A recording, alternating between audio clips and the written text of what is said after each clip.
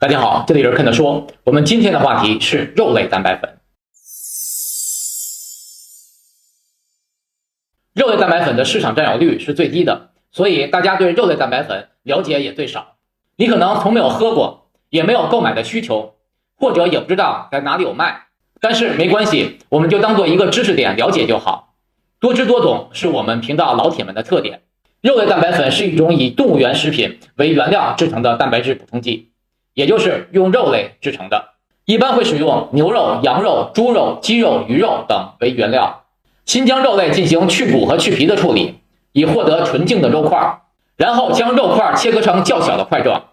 再使用绞肉机或者研磨设备将肉块研磨成细小的颗粒，通过离心和压榨的方式去除肉粒中多余的脂肪和水分。这一步骤是为了提高蛋白质的含量，减少脂肪的含量，然后进行喷雾干燥、冷冻干燥或者烘烤的手段，将肉末转化成为粉末状，这样便于保存和使用。最后再次进行研磨，进行检测、包装就可以了。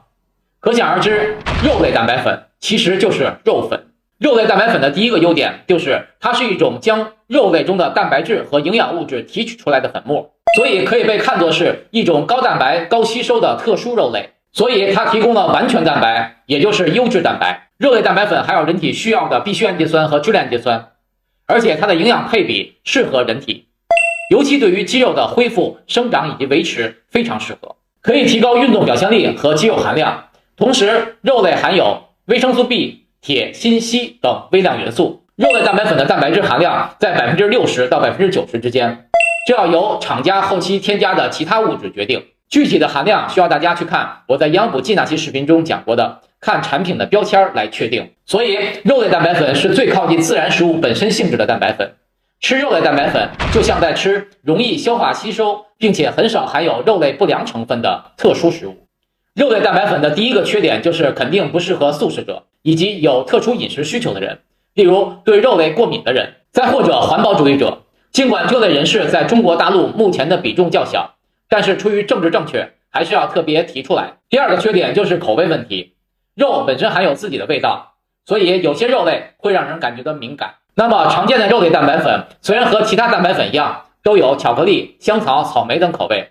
但是喝起来的味道有所不同。请大家做好心理准备，我并不是说它口味不好，主要是口味这个东西无法统一。第三个缺点是，虽然经过了一系列加工，肉类蛋白粉的脂肪和胆固醇的含量还是会高于乳清蛋白粉和植物蛋白粉的。最后一个缺点是它添加了比其他蛋白粉更多的人工添加剂、调味品以及其他成分，这是为了改善口感，还有就是为了延长保质期和增加营养价值。所以这就造成了一个未知的问题，肉类蛋白粉的很多问题都依赖于生产厂家采购的原料以及添加的物质。在消化吸收方面，肉类蛋白粉一定比一般的肉类消化吸收的更快，吸收的质量更高。如果和其他蛋白粉相比，肉类蛋白粉介于中间的位置，也就是比乳清蛋白粉消化的慢，比植物和酪蛋白粉消化的快。在吸收率方面，因为它类似于自然食物，所以它的吸收率完全在于个人对肉类的吸收情况。最后我们聊一些肉类蛋白粉的食用问题。肉类蛋白粉是介于自然蛋白质食物和蛋白粉之间的产品，所以说是比自然食物更快更好，但是持久能力没有自然食物长，也是介于乳清蛋白、植物蛋白和酪蛋白之间的产品，快不过乳清蛋白，慢不过酪蛋白。因此在选择食用时间时，要充分考虑到它的特点再决定。肉类蛋白粉可以和自然食物一起食用，训练前食用的话，应该提前60到90分钟，训练中肯定不要食用，训练后也不建议食用。两餐之间和睡前都是食用的好时机。好，我们来总结一下今天的话题。肉类蛋白粉是一种以动物原食品为原料，经过一系列加工过程制成的蛋白质补充剂，它含有人体必需氨基酸、维生素、矿物质等营养成分，对于运动、健身以及需要增加蛋白质的人群来说是一个很好的选择。肉类蛋白粉不适合素食者和有特殊饮食要求的人食用，